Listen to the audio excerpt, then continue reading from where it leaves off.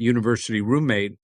And I knew in attempting to read that first book, which I got about halfway through the first time, called Character Analysis, that I was reading the work of somebody who was unlike anybody who I had ever read before that. And I was a very inquisitive kid. I grew up in a reading family.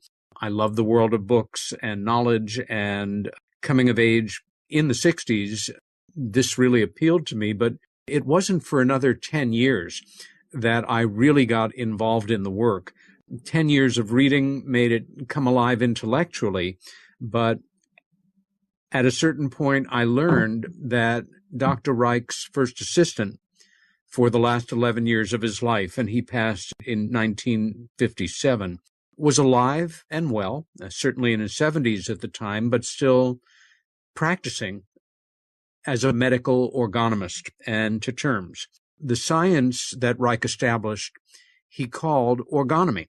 It's a word that simply is a hybrid word between organism, orgasm, the operating functioning principle of which is how energy functions in the living and non-living realm. So that orgonomy as a science, because it's about how energy functions, cuts across literally every other area of science, even ones that seem somewhat disconnected, and including social thinking. Everything from cancer formation to how star systems form, to raising a healthy child, to socio-political movements, to human functioning. It sweeps across the subjects. And I studied, orgonomist was the term that he coined for the therapists that do the work.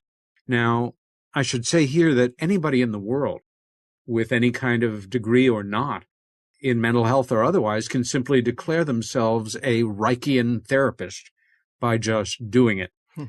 A medical orgonomist is a physician who has become a psychiatrist who then goes through X number of years of being trained in the method that Reich developed to work with people and help release the constrictions on them, physiological as well as mental. They are folks who are extremely well trained. And again, realizing that Dr. Baker, Dr. Ellsworth F. Baker, was alive and well at that time, I set out to meet him and ended up going into that therapy for almost 7 years. At the time, I was very fortunate. There were courses on the social and scientific aspects of Reich's work that were taught at New York University, where I studied and then joined a seminar on the subject. I was also a volunteer fundraiser in the organization that actually became a brick and mortar group in this country, the American College of Orgonomy in Princeton, New Jersey. And my involvement in UFO studies connected me with the most troubling for people within orgonomy and difficult to deal with aspect of Reich's work, namely, toward the end of his career in developing weather modification, a device that very solidly did modify the weather and for the better if properly used, and we'll get into that more later, Greg, that it attracted UFO activity. And Reich had the courage, and I guess to a degree the naivete, to publish around that, even though backed up by the observations of local people and colleagues and scientifically noted during all the observations. It was still used very effectively to help identify him in the popular imagination as a quack. He thought he could modify the weather. He, saw UFOs, etc. I've also had the privilege and pleasure of speaking at Reich conferences around the world, most recently this past summer in Athens, Greece. So, where do we stand here? Orgonomy itself offers groundbreaking applications in fields as diverse as biology, psychology, meteorology, sociology, cancer research, human sexuality, political science, UFO studies. But some of its key findings challenge accepted physical laws. And this was something that caused a brief connection with Albert Einstein and then a split with him in 1940. It also challenges some of society's most significant social and moral underpinnings, and for many, this is unforgivable. Hence, the biases that we see in his work. So, as far as a sketch of his life, Reich was born in 1897 in what's now the Austro-Hungarian Empire. Mm-hmm. And as in all people, great and modest, early childhood experiences add up. His father was a very stern bureaucrat. His mother, very sensitive and artistic piano teacher. Willie, as he was called as a child, and his brother Robert grew up on a rural estate, observing nature at every turn, including, animals having sex. This was just part of his basic life and not something special. He was half Christian, half Jewish by birth, but never practiced either religion, and grew to observe that in his mind, all organized religions tend to be more of a source of ignorance and suffering than enlightenment or happiness. Cheers to that. Yeah, exactly.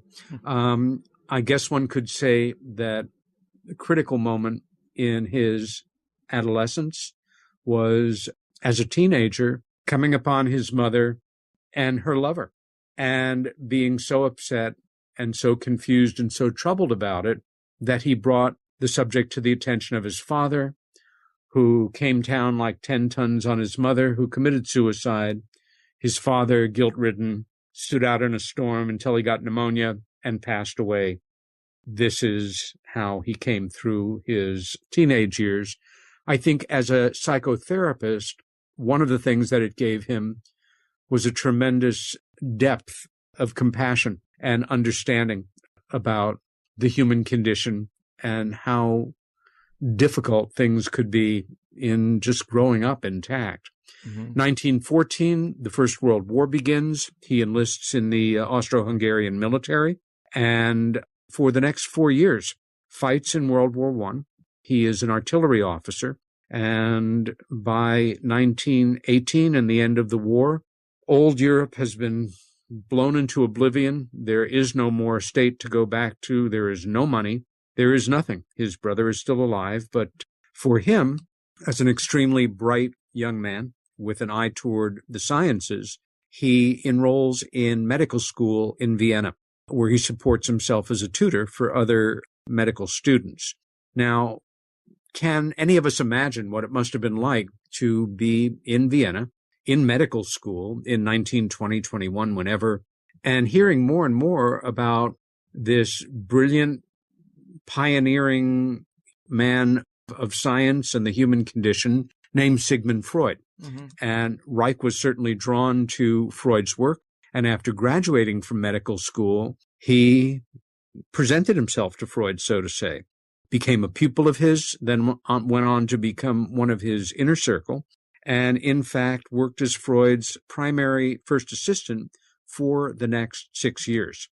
The two of them parted ways in 1929, when Reich, after much clinical work and observation in the Freudian psychoanalytic tradition that was being developed at that time, presented case findings to Freud supporting his view that literally all human neuroses at their deepest levels were rooted in some kind of sexual dysfunction, malaise, pathology, absence thereof, however you want to see it. Freud, of course, had become famous for his theory that some, if not many, if not most, human neuroses had their roots in a sexual basis. But all of them, I think for Freud himself, who, and I don't mean to play games with language now, but at that point was emerging from his pioneering, brilliant, young, idealistic self to become the great Sigmund Freud, and an institution, so to say, also in Victorian, somewhat prim Vienna at that point in the early 20s. This was too much of a stretch, and they went their ways. Reich was not able to persuade Freud of his point of view, at least to the point that Freud could publicly accept it, although who knows what he felt privately. Reich's departure from the Freudian ranks created kind of a backlash of resentment among many of his colleagues, many of them who went on to become the best known of that first wave of Freudians. And it was here that the myth of Reich's mental instability began. And it was something that would follow him for the rest of the life. But why did the Freudians in the circle who closed around Freud after Reich's departure feel that he was mentally ill? Well, because he had left Freud and the Freudian circle. Surely that in itself was an indication of it. I mean, give me a break. But at this point, the so-called great social experiment going on in the Soviet Union, yes, it was totalitarian government. Yes, it was the origins of modern communism. But many people still held out hope that the revolution might evolve to become something of a genuine, workers' state with justice for all and all of that. Of course, and nothing could have been further from the truth.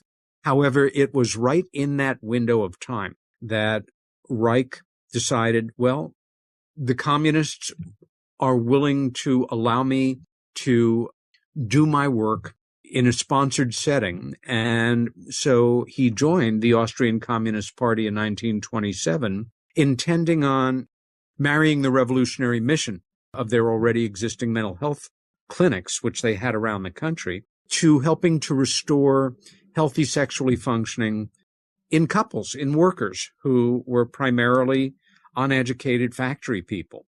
So these clinics were called sex pol, simple hybrid word between sex and politics clinics. And they were extended from Austria into Germany and into the Soviet Union. And Reich began to work with the therapists that he trained in and directly working with workers in helping them restore what he termed a meaningful sexual equilibrium. Well, horror of horrors for the communists, as couples would actually begin to become what I would term emotionally healthier and build more and more of their lives on this wonderful thing at the center of their relationship, a loving sexual reality.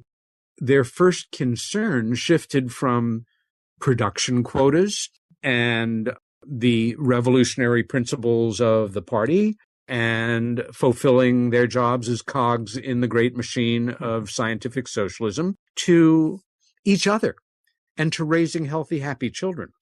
This caused the communists to boot Reich out of the party and to extend the myth of his insanity, because how could he possibly be a decent socialist human being and put individuals before the needs of society? From that point on, Reich became an avowed anti-communist and was expelled from the party officially in 1934. So, where does this leave him now? I'm bringing up a quote here to give our listeners a sense of where this extraordinary man stood at this point in his life. And this is the quote: "This is what I am fighting for, the prevention of emotional human misery by the establishment of a normal and natural, that is, orgastically satisfying human life in the masses of people."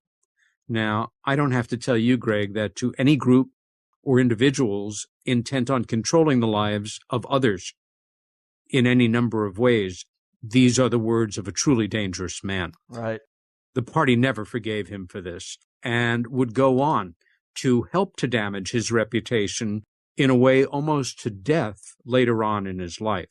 So, driven from Austria, then from Germany, he emigrated to Norway, and he did it just under the wire. When I was deeply involved in studying his life history and had access in the 70s and primarily the 80s to a surprising number of people who knew him, studied with Reich, had been his patients, students, etc., one of the stories that emerged was as he got through customs to emigrate to Norway, it was literally within weeks of Hitler's having consolidated power in Germany and Stalin becoming more and more aware of how dangerous Reich was potentially to explaining the true dynamics of communism and both of these men knew who Reich was and wanted him dead. And the story goes that as he was leaving Germany, the customs official realized who he was and could at that point have had him arrested or detained, ending up in a camp and a footnote to history. And that customs official, for whatever number of reasons, turned the other way, and Dr. Reich got out.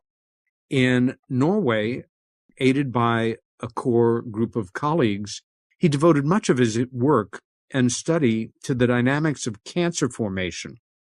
Let me jump out for a moment here and observe that for most people who have heard Dr. Reich's name, they've heard it, maybe on a radio show like yours or in a documentary, or they've read something about him in an article or somebody's book, or, heard somebody give a lecture on him. But the great number of people who know his name have never read a single word of any book that he ever wrote, or any of the hundreds of articles or monographs he ever wrote. He was an incredibly prolific writer, and at the time of his death in 1957, there were some tens of thousands of pages of unpublished material in his estate.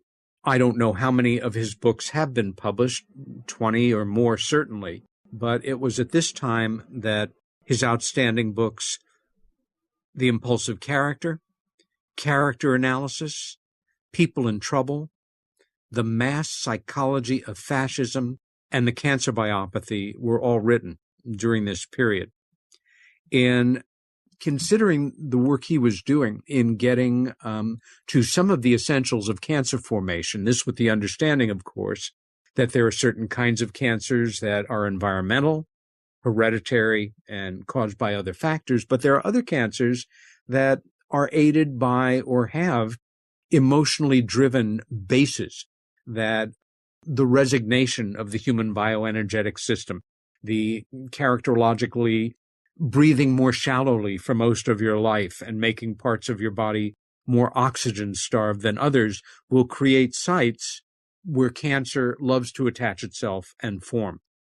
In Norway, again, people who heard about his work but did not educate themselves to it, lay people, people of science alike, began to wonder about this guy, and a rather nasty campaign emerged in the press, kind of a sign of signs to come of the terrible campaign against him in the American press in the late 40s and into the 50s. But in 1939, Dr. Reich was invited to join the faculty of New York City's New School for Social Research. And so in 40, he emigrated to the United States, where he settled in Forest Hills, Queens, a then very quiet district of the borough where I was born in New York City, and it's here that he established a private practice. He continued his writing. He refined his character analytic therapy, as he called it at the time, and energetic functioning in people was now his primary interest, and his key efforts directed toward, I can best say, dissolving the chronic muscular contractions in his patients. And I think for anybody, whether or not this kind of work is familiar for you or not, visualize yourself growing up or somebody else, and at a certain point they experience a very rough period or a tragedy or a totally traumatic moment or time in their life. We withdraw to our core in a way. We shut down. We respire less. We become more defensive, actually and physiologically. And when these things happen, and you become more resigned to, oh, well, who's ever really happy in life? Who really has an ecstatic sex life? Whose dreams ever really come true? I guess it's just a matter of settling and, who's ever really happy? And what does the word mean anyway? And I think I need more starchy and sugary foods and to watch more television and just get real with the world.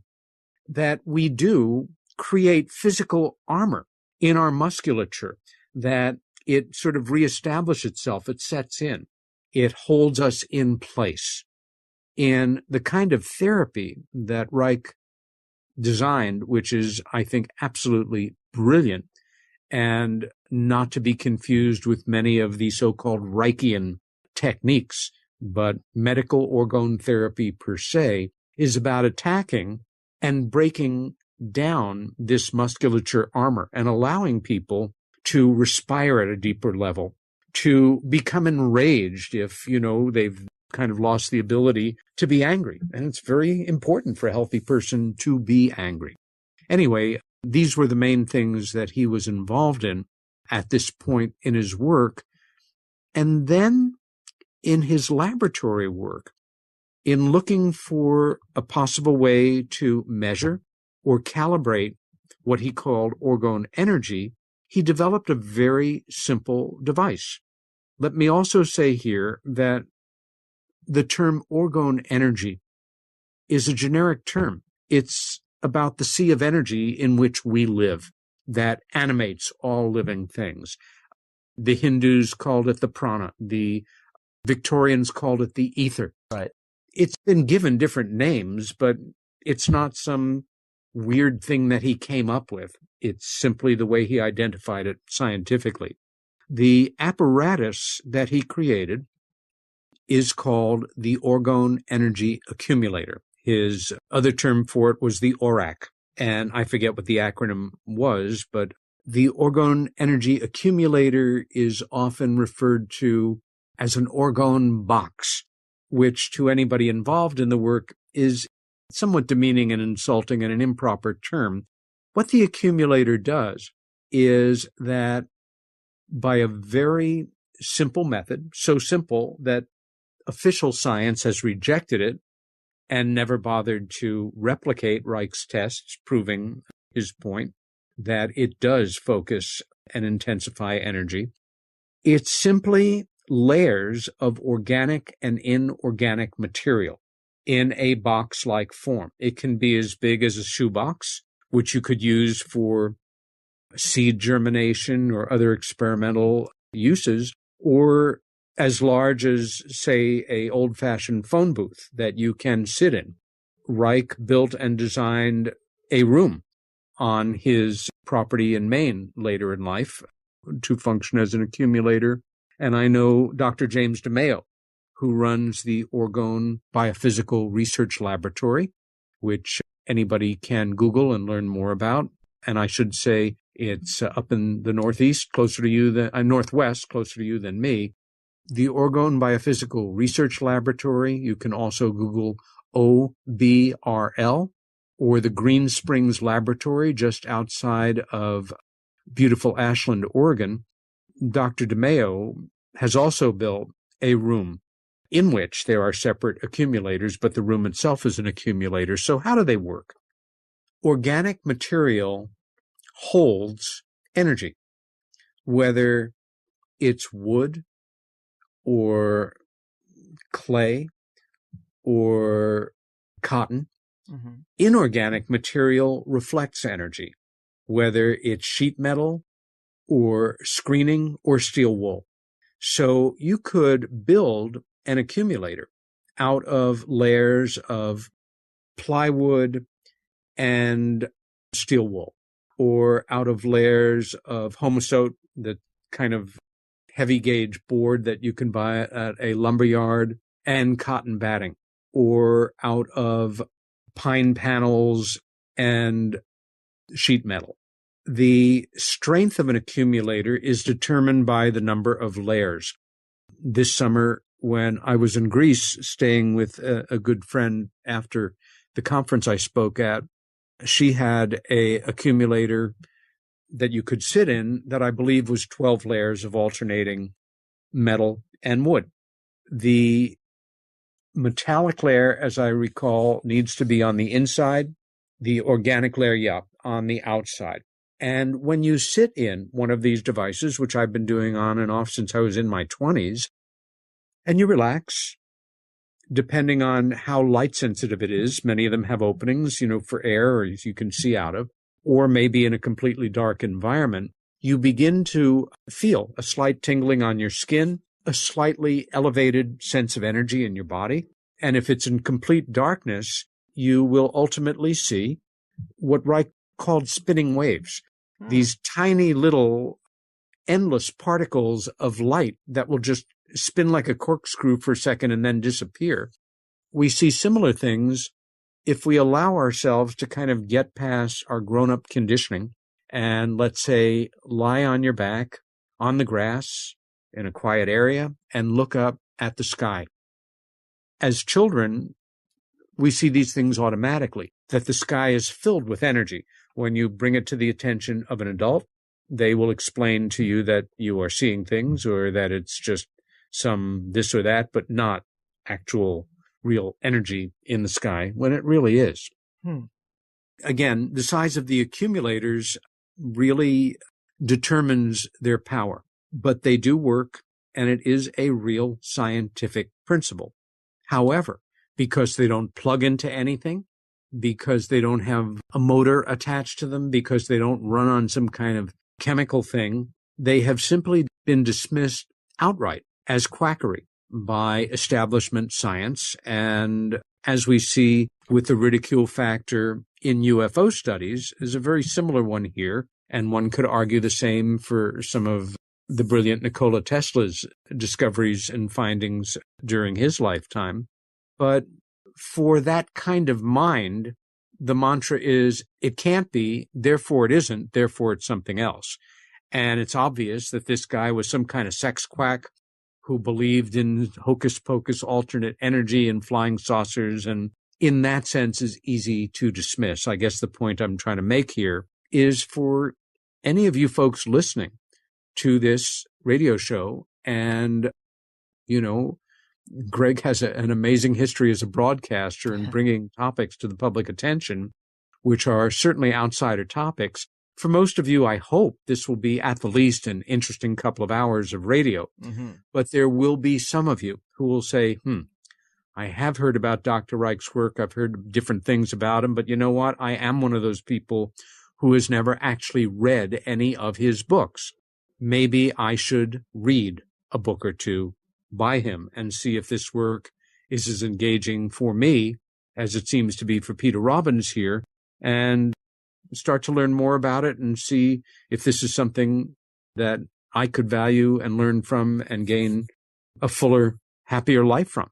And that is something I encourage any one of your listeners to do. More about the energy, though, because orgone energy as identified by Reich didn't follow or doesn't follow all the normal laws of, like AC/DC current and more conventional energetic sources that we're familiar with. Right.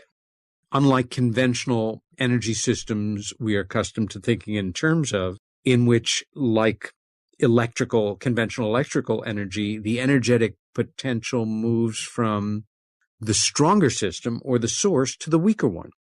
Orgone energy flows from the weaker system to the stronger, and that's very important to keep in mind.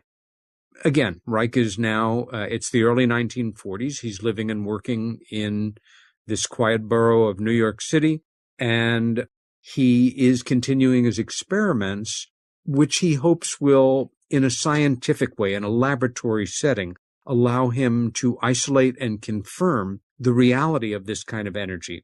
He's also aware of the controversy an announcement of such a discovery might create in conventional scientific circles. So he continues to verify his findings without seeking or public acknowledgement or other official scientific verifications.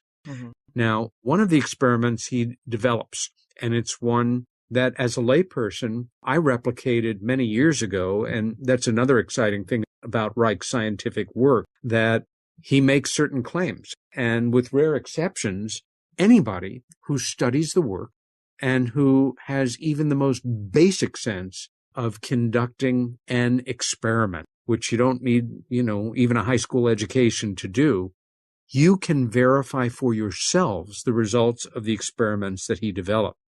And this one, which he named TO-T, was calculated to measure the actual heat differential inside of an orgone accumulator when compared with an identical size control box. Now, for some people, this is like ho-hum stuff. For me, it was terribly exciting to think, wow, if this is true, then not only does it show in scientific terms what I experience when I sit in an accumulator and what other people have reported as well, but it does it in a way that official science would really have to contend with. And in fact, he does create this experiment and replicates it successfully on a number of occasions, as do colleagues of his following the exact same series of protocols. Again, it would be about building a small orgone energy accumulator, X number of layers of organic and inorganic material, but nothing else going on with it, and a control box, the exact same size and dimension, each with a thermometer inserted in a prescribed way to read on a daily basis. So he fulfills these experiments, and then we come to a rather remarkable moment in his life and history, where in December of 1940, he sends a carefully worded letter about his work, specifically focusing in on the TO-T experiment, to Dr. Albert Einstein, arguably the best-known scientist in the world at this time. Mm-hmm. The actual letter, Greg, written in German, says in part, and I'm quoting here, "Several years ago, I discovered a specific biological energy, which in many ways behaves differently from anything that is known about electromagnetic energy. The matter is too complicated and sounds too improbable to be explained clearly in a brief letter. I can only indicate that I have evidence that this energy, which I have called orgone, exists not only in living organisms, but also in the soil and in the atmosphere. It is visible and can be concentrated and measured." And he put that in italics. That was his emphasis. "And I am using it with some success in research on cancer therapy," end quote. Well, exactly. 6 days later, he received a response from Dr. Einstein inviting him to demonstrate this claim in person in his laboratories in Princeton, New Jersey.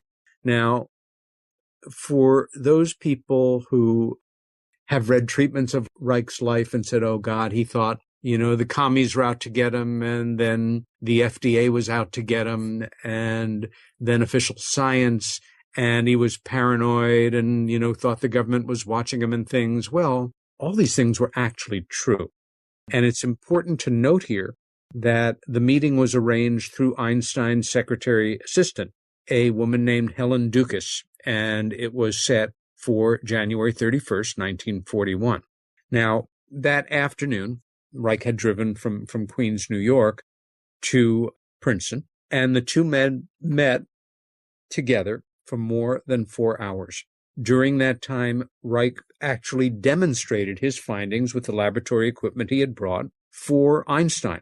And more, they observed the glowing orgone energy together through a laboratory apparatus that Reich had designed for the purpose. And it does glow in a laboratory setting, this basic energy, in a beautiful light blue. The physicist, Einstein that is, acknowledged the glow that he was seeing, but refused to rule out what he described as the subjective element. Toward the end of his meeting with Reich, he noted that he said to Reich that if true, and he was seeing it for himself, it would be a great bomb. The understanding there was to physics. He asked, because among other things, what he was seeing violated a little something called the second law of thermodynamics, which is that equal volumes tend to equalize in temperature. And in fact, they were not doing so in TO-T. He asked Reich to loan him the equipment that he had brought so that he could continue to replicate these experiments for himself. And I'm bringing up another quote here because although I'm well versed in this material and obviously, can talk about it pretty much freewheelingly, quotations are important. And in anticipation of their meeting, Reich had written in his notes, quote, "Orgone constitutes the field that Reich is searching for. Electricity magnetism, gravitation, etc., depends on its functions. So, again, Reich loans him the equipment, and Einstein spends the next week conducting and studying and replicating again and again TO minus T. And on February 7th, this is all moving very quickly, he wrote to Reich that he had confirmed and reconfirmed Reich's findings. The accumulator repeatedly registered an average of 0.3 to 0.4 degrees centigrade higher in the control box. Amazing. It was at this time, however, that one of Einstein's assistants offered a simple explanation for the temperature differential, and in fact, a much too simple explanation, that it was caused by convection, or that is the difference between the air temperatures under and above the table the accumulator and the control box had been set on. Einstein closed his letter to Reich relative to this. I hope this will awaken your sense of skepticism so that you will not allow yourself to be deceived by an illusion that can be easily explained. Please have someone pick up your instruments since they are of some value. They are undamaged. With friendly greetings, A. Einstein. Sadly, this was the last actual communication that passed between the two of them, although this discussion continued on for some years in correspondence between their assistants.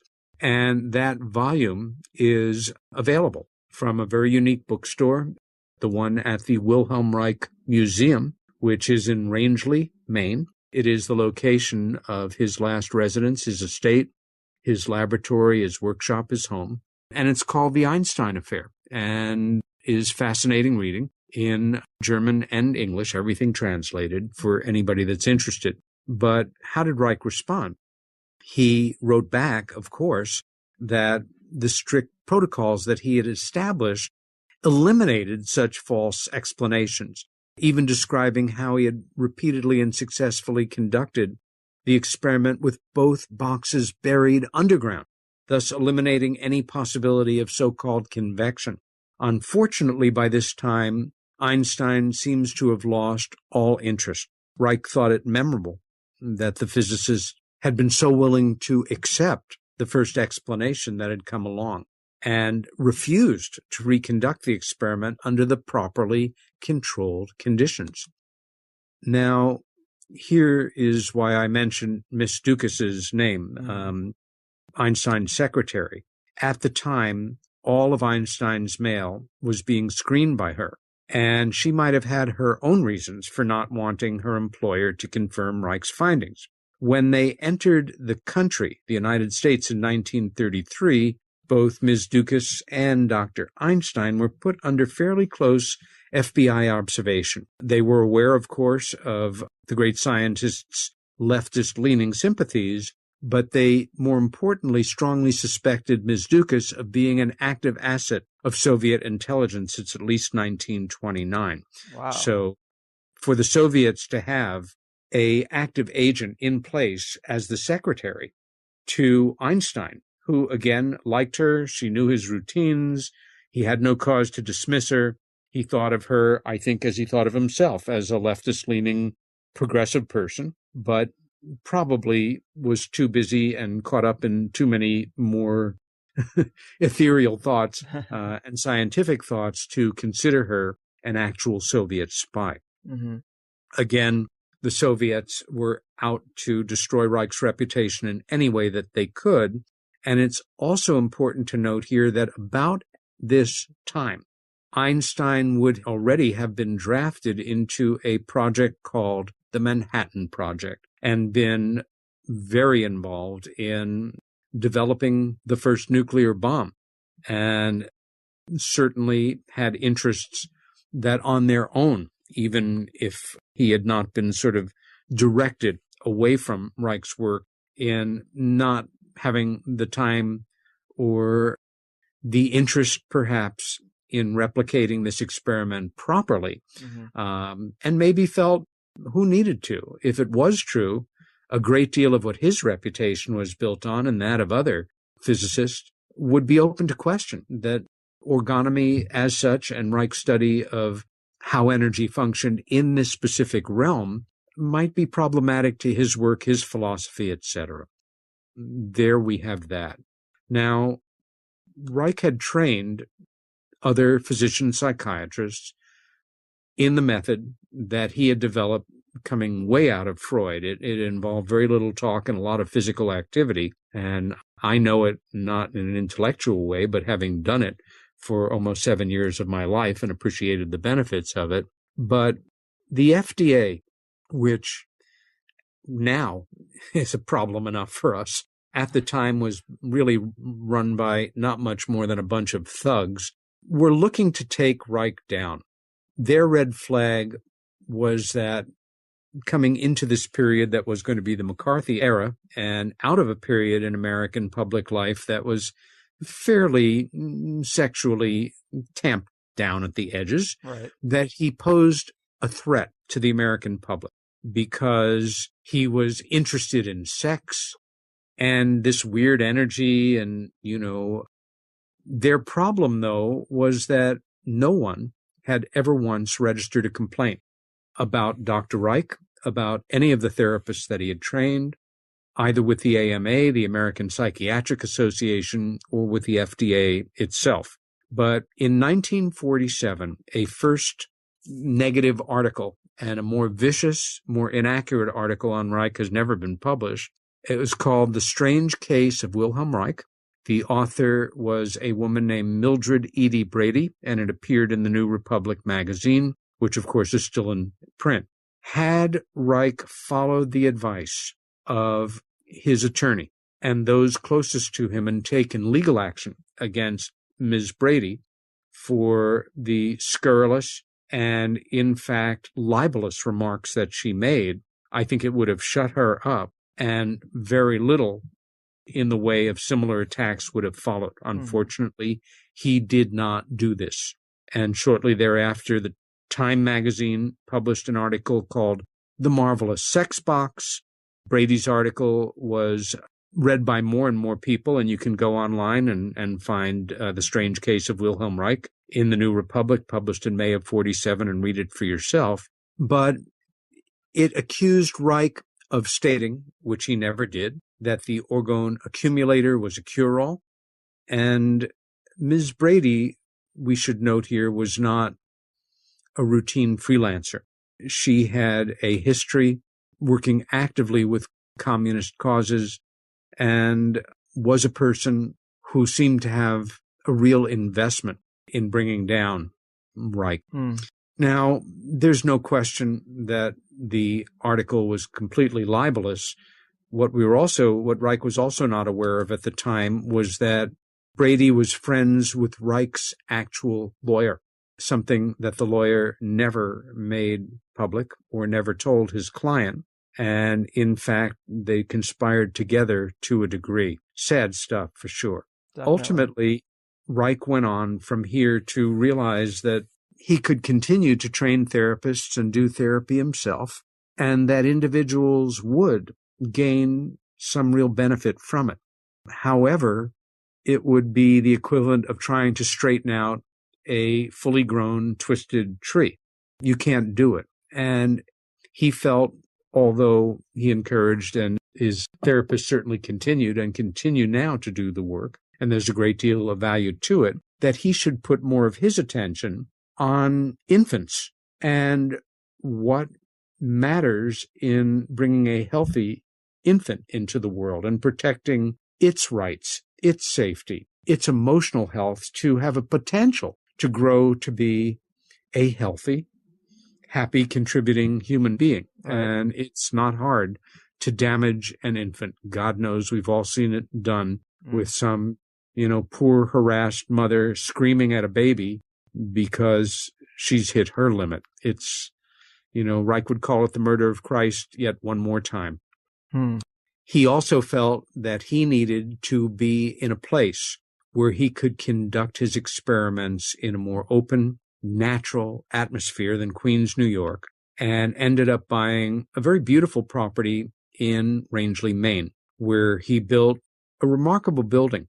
It is now again, the Wilhelm Reich Museum. But when he was living there, it was his home, his laboratory, an observatory, a painting studio, a library, examination rooms, all integrated into one brilliant structure. In fact, I don't know if I've ever been in a building which is so intelligently designed to be a home, and you move to another part of it, a laboratory, another part of it, examination rooms for patients, etc., etc. He began to do a series of experiments in Maine, one involving a very small amount of radium in an accumulator. And the results that it produced were horrific. This tiny speck of obviously radioactive material in a simple accumulator toxified the entire area for months and made people working with Reich and in the general area ill. It took months to clean the area of the effects. But for anybody who feels that accumulators, are nonsensical, try that experiment for yourself and experience the results. So this brings us, Greg, up into the early 1950s. Okay. And at that time, working with his groundskeeper, he developed a very simple apparatus, again, bearing in mind all he had learned about how energy functions, and when dealing with orgone energy, how the energetic potential flows from the stronger to the weaker, rather than the weaker to the stronger, as in conventional electricity. What he developed was a brilliant yet incredibly simple apparatus that came to be called the cloudbuster. Water is an energetic attractor, and what he did was design the simple apparatus of metal pipes that basically standard cloudbusters might be 4/4 or 5/5 of a certain appreciable length. He experimented with different metals, and the pipes, again, were in sort of two rows, one over, one under. The back of each pipe was connected to a long piece of industrial BX cable with the wiring pulled out.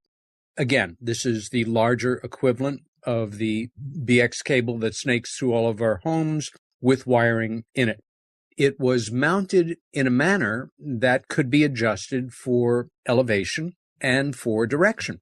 And using this apparatus with the BX cable ends grounded in his pond on his property in Rangeley, he aimed the pipes in an easterly direction. Now, at the time, there was also a drought in the area of South Maine that he lived. And his thought was perhaps if the water actually grounded the energy and acted as an attractor, and you can do it in a pond, in running water, in a well, in still water, but again, the larger amount of water and the movement potential certainly doesn't hurt, that it would begin to create movement in the atmosphere where moisture-rich air, not that far away over the Atlantic, would be drawn in a westerly direction and ultimately increase the humidity index in the air, hypothetically leading to a point where it might create rain. Well, it certainly did increase the humidity in the air and did create rain. So much so that the drought conditions in that area of Maine went away. In the surrounding area, they remained, which was not surprisingly of interest to farmers as well as local folks who were aware of what he was doing. He certainly didn't keep it secret. And in October of 53, I guess that's really when we have to date his interest in the UFO phenomena, because that's when they started to appear over his property. And there is no question that this happened. He observed it. People in Rangeley observed it. People in the surrounding area did. And certainly the scientists, physicians, therapists coming and going from his property or working there, and the students as well, observed UFO phenomena over the property. He read his first two books on UFOs at that time. And for those listeners who are somewhat well-versed on the subject of UFOs, you should be aware that they were flying saucers from outer space by Donald E. Kehoe, a highly respected retired Marine Corps major who was a fighter pilot during World War II, and arguably the father of the real scientific study of UFOs. Kehoe's books are still worth reading. The second book that Reich read was E.J. Ruppelt's Report on UFOs. Ruppelt had been, as a captain in the Air Force, head of Project Blue Book at one time, an important public relations effort on the part of the Air Force masquerading as a genuine aspect of UFO studies. Right. Really wasn't. A quote here is important. After reading the Ruppelt book, Reich wrote, "The Ruppelt report on UFOs clearly reveals the helplessness of mechanistic method in coming to grips with the problem posed by the spacemen.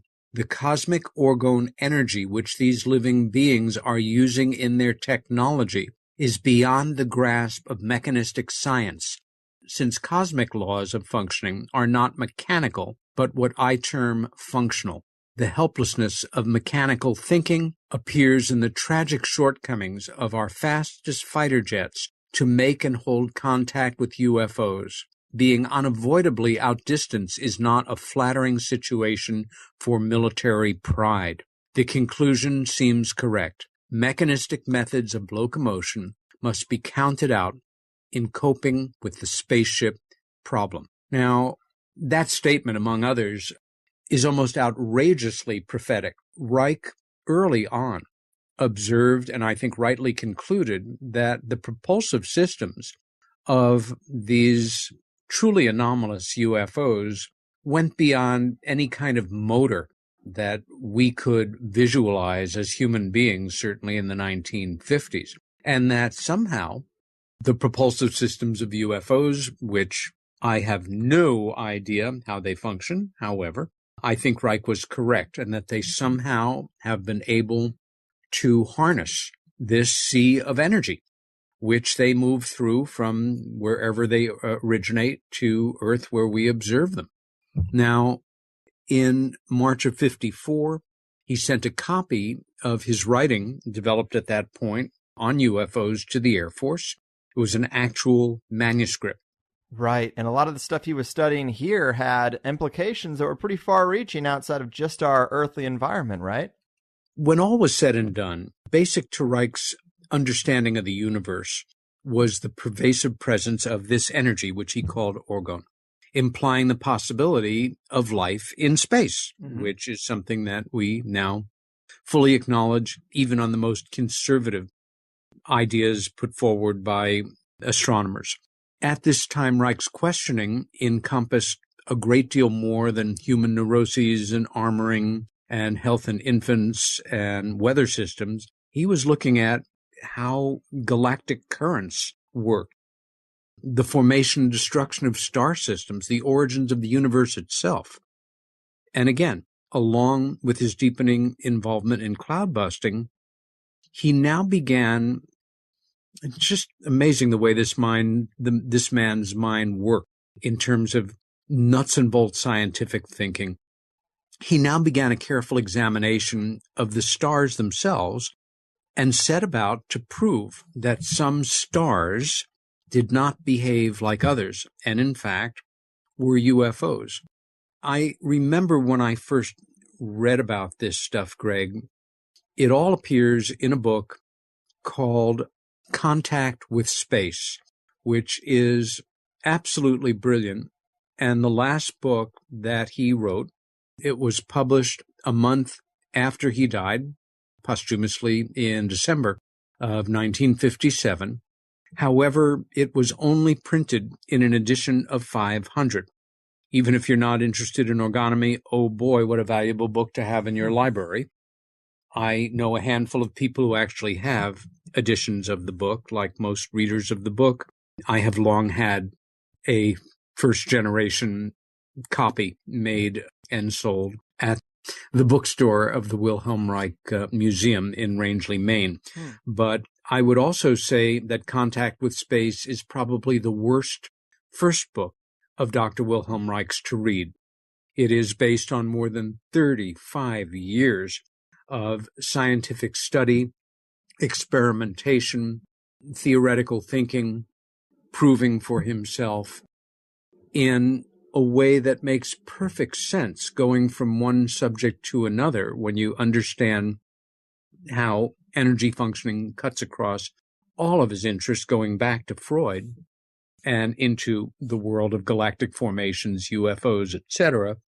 But to read it as a first book, where he is simply going on about the reality of UFOs and cloud busting, for a layperson, especially somebody who is predisposed to think that he was not mentally all there, it ain't the best book to start with, but an essential book to any serious student of his work. And In Contact with Space, again, brilliant nuts and bolts thinking about how do you establish certain things that are so sweeping with conventional apparatus. And what he did in this examination of stars was use nocturnal time-lapse photography. The investigative technique was simply using a 35 millimeter camera, which was mounted on a tripod, carefully set to face the night sky with the shutter open. And the experiment produced some unexpected results. The huge majority of stars, of course, cause a slight line as the Earth rotates in the course of a night. And, that's what you get, this huge series of lines in this circle revolving around, the North Star. Some of the stars, obviously, the stars, the real stars, produce the white lines indicating the Earth's rotation. Mm-hmm. However, a small number of other dots of light that were there to start with simply vanished in the course of that open shutter during the night, indicating that they were not stars. And in fact, the only logical deduction was that they were truly anomalous UFOs. I should also say here, I'm using the term UFOs, but flying saucers was still the accepted term. In that point in the 1950s, it wasn't until 55 or certainly 1956 when the term unidentified flying object, or UFO, actually emerged. So we're now in October, early October of that year of 1953, and UFOs are being observed over the property as he continues cloud busting.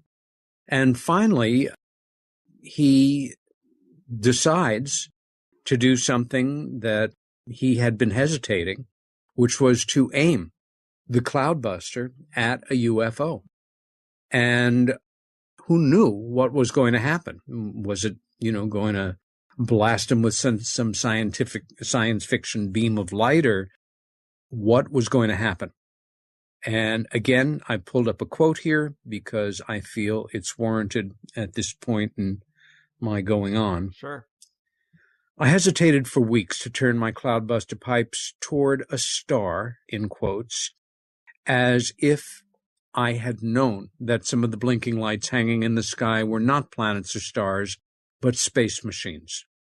When I saw the quote-unquote star to the west fade out 4 times in succession, what had been left of the old world of human knowledge tumbled beyond retrieve. From now on, everything, anything was possible. There was no mistake about it. 3 more people had seen it. There was only one conclusion. The thing we had drawn from was not a star. It was something else. And I take it back. The term UFO wasn't being used at that time, a UFO.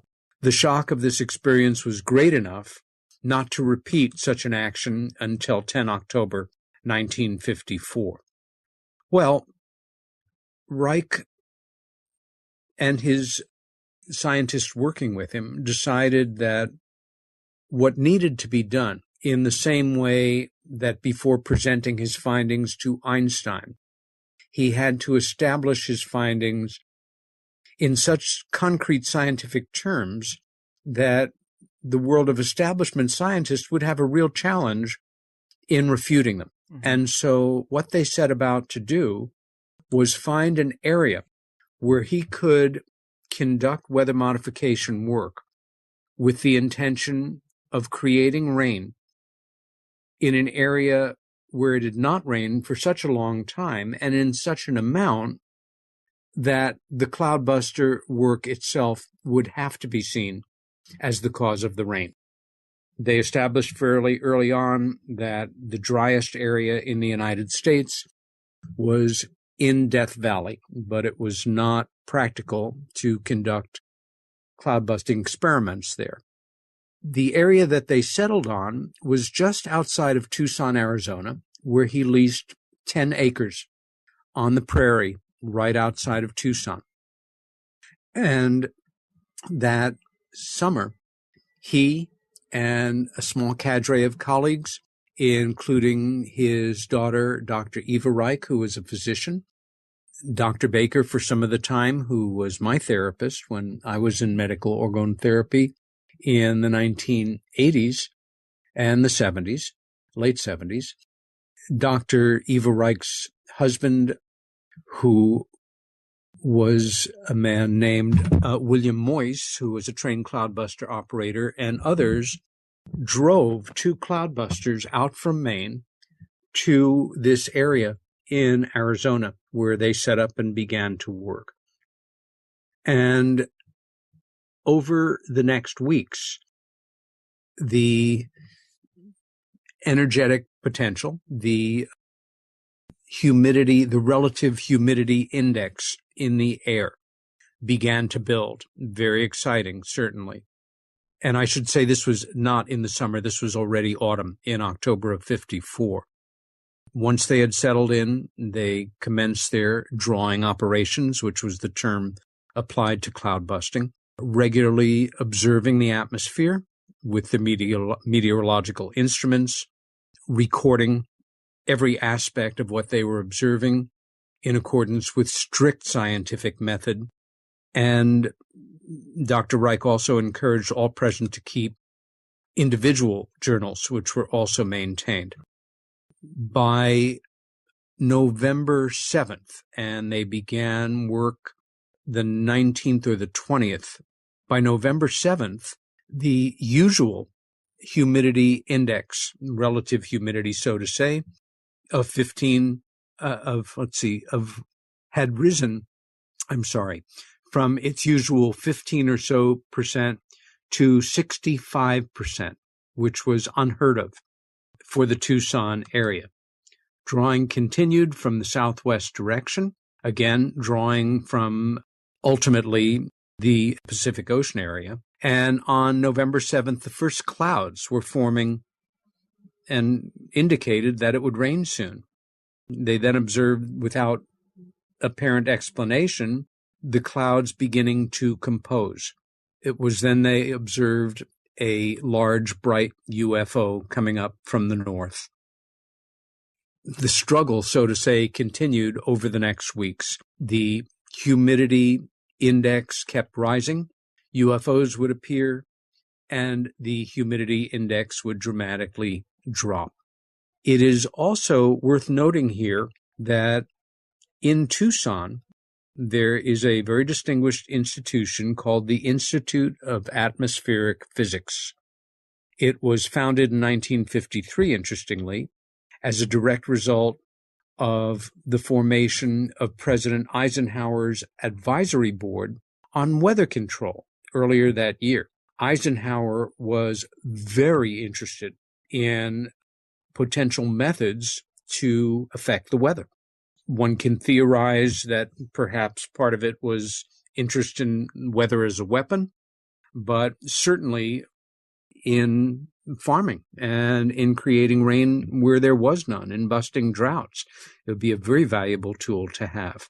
The administrator of the Institute for Atmospherics was a good friend of Eisenhower's named Lou Douglas, who was also a major fundraiser for the Republican Party. And Douglas had hired a brilliant atmospheric physicist named Dr. James McDonald, who was working at the newly established Institute for Atmospheric Physics in Tucson at the exact time that Wilhelm Reich was overseeing cloud-busting operations at the edge of Tucson right then and there. Dr. McDonald certainly would have had a genuine interest in Reich's work, but we don't know if the two actually ever met and talked. We do know that a local television program filmed the cloud-busting operation at a certain point, and that McDonald was seen, that he was watching it at a distance. Reich was not on location at that moment, so it's interesting to wonder about this. The reason I bring it up is because this brilliant, decent man, James McDonald, who, again, was an atmospheric physicist, whether or not he was able to connect with Reich, whatever his interest was in cloud busting, he emerged some years later as the most significant proponent for scientific ufology and the study of ufology to be taken very seriously by the American scientific establishment, put his life and his reputation on the line to try to create this Herculean effect in the scientific community, was beaten down, was made fun of, was taken to task by not just the scientific community, but members of Congress when he testified about the viability of a supersonic transport, which ultimately emerged as the Concorde in the late 60s, early 70s, to such a degree that it broke him, contributed to massive depression that he experienced, and ultimately to his untimely and tragic suicide. Off on a tangent, but I think an important one. By the 13th of November, Greg, the cloud-busting operation was showing amazing results. The relative humidity had risen to 67 degrees. There was foliage observable on mountain ranges that could be seen from Tucson, something that had never been observed in modern times, that the mountain ranges were turning green.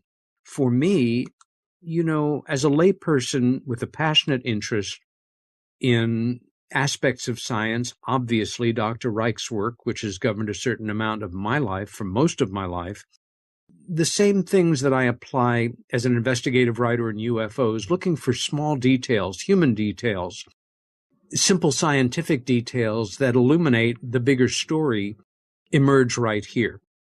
Several weeks, a week, 2 weeks before it actually began to rain and broke every weather record in the history of Arizona, still to this day, prairie grass began to spontaneously sprout up in the acreage of the leased site where they were doing the cloud busting operation.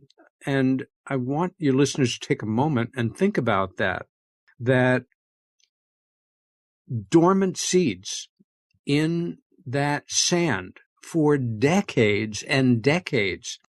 And, seeds are amazing things.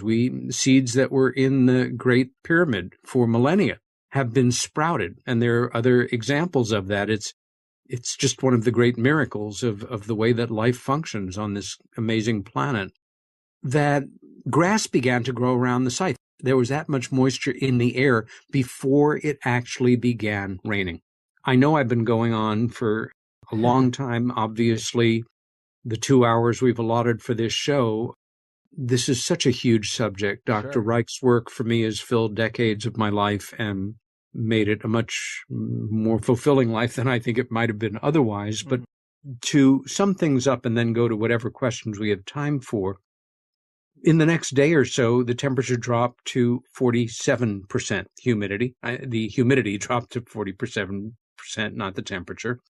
It was accompanied by major UFO activity, and I mean flashing, pulsating UFOs in the air, observed by people in Tucson. This is not some, crazy conspiratorial story. This was being seen by the public, many of whom were increasingly interested in Reich's weather modification work. Ultimately, it resulted in what Reich described as something like a battle between UFO activity and cloud-busting activity.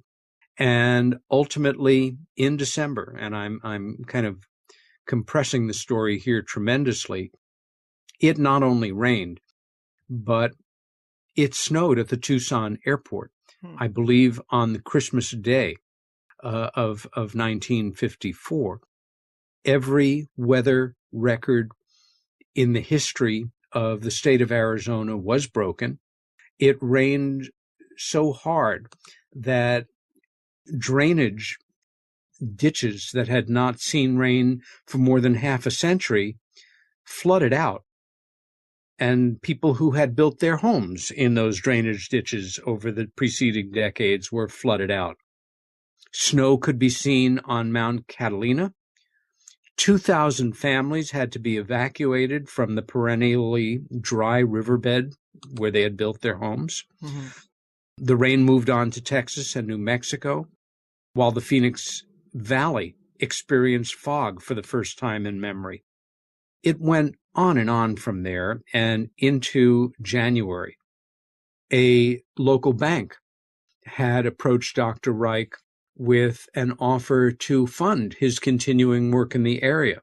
Local farmers asked to meet with him to learn the techniques and begin this weather modification on their own. And then history interceded in another way. The FDA, which again had been trying for years to destroy Reich, managed to create legislation that was fair enough, that Reich's orgone energy accumulators, which were being manufactured on a one-by-one manufacturing schedule out of the Rangeley location and being shipped to people interested in them, the FDA was able to get an injunction against interstate shipping of accumulators and classifying them as experimental, medical, or scientific devices, which was fair enough. Unfortunately, one of Reich's physicians, a brilliant clinician and a very decent man named Michael Silvert, screwed up, and he shipped panels for an accumulator out of state, and so an injunction was created. It happened right at this moment, in this extraordinary moment in Arizona, and Reich decided to return to Maine, and against, once again, the advice of all who cared about him, as well as the people who had his best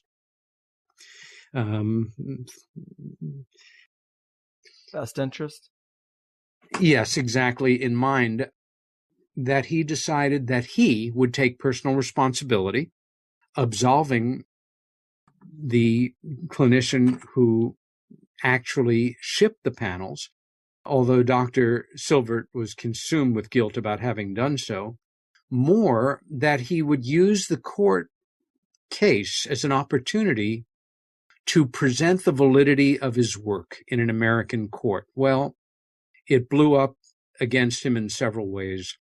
Number one, his attorney, who really had been conspiring against him for years and was a friend of the judge who had the case, really let him down. And his attempt to present the validity of his work would absolutely not be accepted by the court. He was judged guilty of interstate shipment of a unproven scientific medical device, and was sentenced to a year in prison, which he served in Lewisburg State Penitentiary in Pennsylvania. It broke him, though. And I should also say that starting at this time, up until 1960 or so, several years after his death, and several months before the inauguration of President Kennedy, more than 8 tons of Reich's original scientific literature, first edition public books, monographs, pamphlets, case histories were destroyed in government incinerators. Why? Because the FDA had managed, in their injunction, to state that orgone energy was a hoax, a fraud, a fantasy, and any reference to it, they had the right to burn books. Many of the books that were burned made no mention of orgone energy, but it might have been included in a description of one of his other books on the back of the book jacket or in the flyleaf. Dr. Reich was found dead in his prison cell about a week before he was due to be discharged from prison on parole. I know from Dr. Baker, and having spoken with his daughter when she was still alive, Dr. Eva Reich, that he had completed a manuscript for a book that the working title was Creation. Dr. Baker had read a certain amount of it. He said it was the most brilliant work that he had yet published, and that manuscript, not surprisingly, was missing. My guess is that the FBI has it, and that it's with, material that was confiscated from Tesla's hotel room when he passed away in 42, as I recall. But this has been the most compressed, concise, sort of transistorized version of Dr. Reich's life and work. For anyone interested in reading a serious biography of Dr. Reich, and his books can be found online, the book that I would recommend is called Fury on Earth. And it was written by Dr. Myron Sharaff, who was a student of Dr. Reich's and a friend of mine. It's a very important book, a powerful biography, and will probably stand as the definitive biography of Dr. Reich. You can find his books used all over the place. My favorite place, one of them, is a book service called Abe Books. That's Abe as in Abe Lincoln, ABE, books.com. Although, Barnes & Noble, Amazon, I don't know if any of his books are in print right now, but there are more than 20 books that are out there, and new books appearing irregularly as the estate is able to cull the information from the extraordinary archive that was basically locked up at Reich's request for 50 years and opened. It was a vault in Portland, Maine, and that is the basic story, and happy to go to whatever questions you might have that I may be able to answer, Greg. Absolutely, man. Damn, that was a great breakdown. Thanks for laying it all out and basically walking us through the important bullet points in the life of Dr. Reich. We have gone a bit past what is the typical half point for one of these episodes, but for the sake of not breaking up a good story, we'll just end the free show here, and I'll ask you some questions for the plus side. But before we do close it out, is there anything else you'd like to tell the people about Reich's work, or your own, or where they can follow up with you? Well, just that any of your listeners that